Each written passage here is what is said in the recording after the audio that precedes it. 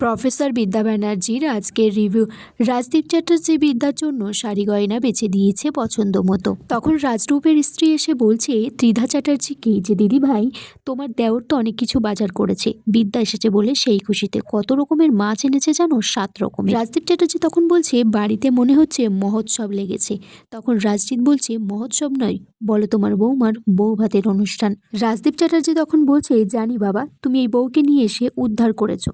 তখন বিদ্যা বলছে যে আপনি আনতে বলেছেন তাই আমি এই বাড়িতে এসেছি। রাজদীপ চ্যাটার্জি তখন বলছে ঠিক আছে তুমি এইগুলো পরে নাও, আমি এবার বেরোবো। তখন বিদ্যা বলছে আপনি কোথাও যাবেন না, আপনি এখানেই থাকবেন। আমার না মোচা দিয়ে চিংড়ি মাছ খেতে ইচ্ছে করছে, আপনি বরঞ্চ মোচাটাকে কেটে ফেলুন। তখন সেখানে কাশ্যপ ব্যানার্জি আসে। কাশ্যপ ব্যানার্জিকে বলছে এই তো বাবা চলে এসেছে, বাবা তুমি বরঞ্চ চিংড়ি মাছগুলো বেছে ফেলো। কাশ্যপ ব্যানার্জি বলছে তুমি তো আমাকে আসতে বাধ্য করলে। বিদ্যা তখন বলছে কেন, আমি কলেজে গেলি, কি সমস্যা? ত্রিধা চ্যাটার্জি তখন রাজদীপকে বলছে যে তুমি তো আমার জন্য আগে আলু কেটে দিতে, কুচি কুচি করে ভেন্ডিও কেটে দিতে, তাহলে ছেলের বউয়ের জন্য একটু মোচা কাটতে পারবে না কেন? বিদ্যা কাশ্যপ ব্যানার্জিকে বলছে যে আমার বাবা তুমি চিংড়ি মাছটা না ভালো করে ছাড়িও।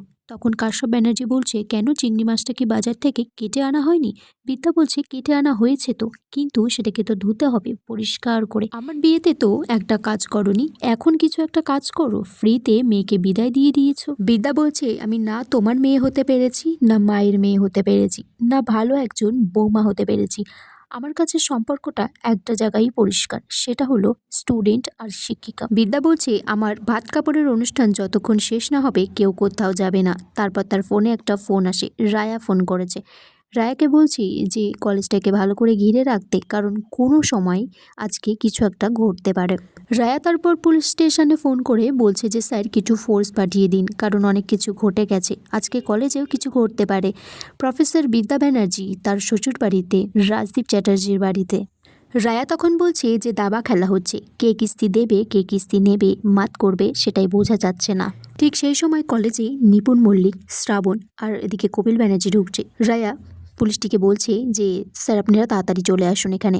এদিকে বিদ্যা আয়নার সামনে বসে সেজে গুজে সিঁদুর পড়ছে। তখন সেখানে রাজরূপ এসে বলছে তাহলে সবটা মিটিয়ে এই বাড়িতে এলে। রাজরূপ বলছে রায়া কাকে বাঁচাতে গিয়ে গুলিটা খেয়েছে, অঞ্জলিকেই বা কারা মেরেছে।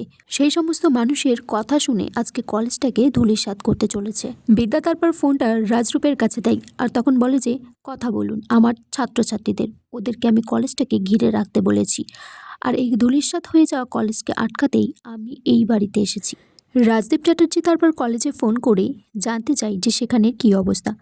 তারপর সেখানে দ্বিধা আসে একটা হার নিয়ে, নেকলেস নিয়ে। তখন রাজদীপ বলছে এটা তো আমার মা তোমাকে দিয়েছিল আশীর্বাদের সময়। তখন দ্বিধা বলছে যে হ্যাঁ, এটা আমি আমার ছেলের বউয়ের জন্য রেখেছিলাম, যেটা বিদ্যাকে দেব। তখন রাজদীপ বলছে যে না, এই হারটা তুমি বিদ্যাকে দেবে না, কারণ এই ভাত কাপড়ের অনুষ্ঠানের পর যখন ওদের রিসেপশন হবে, তখন যখন ফুলসজ্জার রাত্রে সেই সময় ব্যস্ত থাকবে, তখন বিসিসিআই কলেজকে ভেঙে গুড়িয়ে সেখানে নতুন একাডেমিক তৈরি করা হবে। এদিকে পঙ্কজ যে পুলিশটি, উনি বিদ্যাকে ফোন করে জানাচ্ছে যে এখানে অনেকে আছে, কিছু একটা ঘটতে পারে। বিদ্যা তখন বলছে যে কিছু হবে না, ওখানে ছাত্রছাত্রীরা আছে, ওরা সবটা দেখবে। আগামী পর্বে দেখা যায় রাজদীপ বিদ্যাকে বলছে যে আজ থেকে আমি তোমার ভাত কাপড়ের দায়িত্ব নিলাম। তখন বিদ্যা বলছে মনে মনে যে তুমি উপন্যাসের নায়ক, ভাত কাপড়ের কি দায়িত্ব নেবে? আমি তো এখানে এসেছি রাজদীপ চ্যাটার্জিকে সোজা করার জন্য। মাই ডিয়ার রাজদীপ চ্যাটার্জি, আমি আপনাকে মাইক্রোস্কোপের নিচে রেখে বুঝে গেছি পুঙ্খানুপুঙ্খভাবে যে আজকে কি ঘটতে চলেছে। এইটুকুই ছিল আজকের পর্ব। বন্ধুরা তোমরা কমেন্টস করে জানিও আজকের পর্বটা কেমন লেগেছে।